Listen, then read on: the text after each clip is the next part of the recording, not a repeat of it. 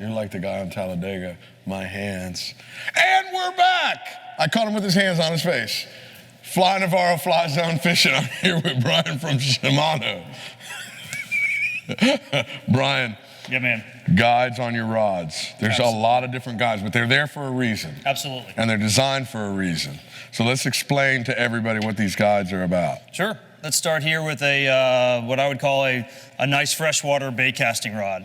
You'll notice the guides are rather small. They sit low to the blank, which, lower center of gravity, more contact. The idea behind it is you want the blank to do all the work. The guide is just there to keep the line in its proper place. Guides are spaced at a certain size and space so that they are correct, so the line will never, distance is the right word, okay. And just so that the line will never make contact with the blank of the rod. You don't want any type of contact there. Okay. So you got a smaller guide, mainly for a small bait casting reel. As you move into other conventional rods, you'll go into basically a ring style guide common on a lot of saltwater rods, typically found on lighter tackle rods, 20, 30, 40 pound mono, maybe up to 50 at tops. And they're a smaller ring, double footed. You'll notice the 2 feet, nice wraps on both ends, and that offers rigidity and some strength.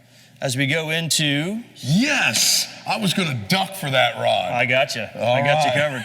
And then as you go up in line class, you're also gonna see what we call an HD guide. This is a heavy duty saltwater guide.